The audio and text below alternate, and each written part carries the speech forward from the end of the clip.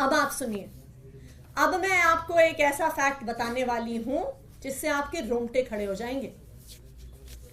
जब एक अक्यूज्ड ने कुछ दिन पहले कोर्ट में एप्लीकेशन डाली और कहा कि मुझे सीसीटीवी फुटेज चाहिए, तो क्या हुआ? उन्होंने एप्लीकेशन क्यों डाली? क्योंकि उनका जो ये अक्यूज्ड थे, एक सरकारी गवाह से ईडी में आमना सामना करवाया गया।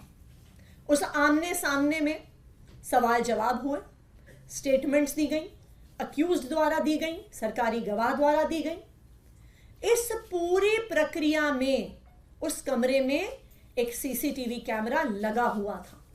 यह पूरी प्रक्रिया सीसीटीवी कैमरा की निगरानी में हुई। लेकिन जब वो स्टेटमेंट कोर्ट में जमा कराई गई तो अक्यूज्ड ने देखा कि जो बात कमरे के अंदर हुई थी और जो बात कागज पर आई है वो दोनों अलग अलग हैं।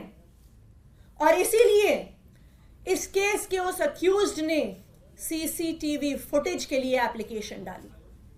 और आपको पता है, जब ईडी ने वो फुटेज दी तो उन्होंने उस फुटेज का ऑडियो डिलीट कर दिया।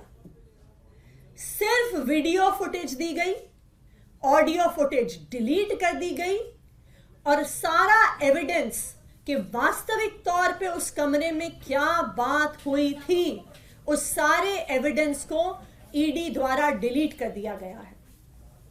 और ना सिर्फ उस एक मैटर में, आम आदमी पार्टी के पास विश्वसनीय सूत्रों से ये खबर है कि जब से ये एक्साइज पॉलिसी का इन्वेस्टिगेशन शुरू हुआ है, पिछले 1.5 साल की सारी इंटेरोगेशन, सारे सवाल जवाब जो हुए हैं ईडी में, सबकी ऑडियो फुटेज को डिलीट कर दिया गया है इन्फोर्समेंट डायरेक्टोरेट द्वारा, ईडी द्वारा।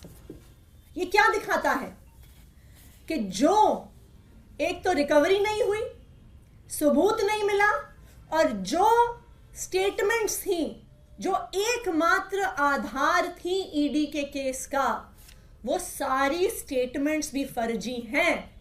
क्योंकि अगर स्टेटमेंट फर्जी नहीं होती तो आपको ऑडियो डिलीट करने की क्या जरूरत थी?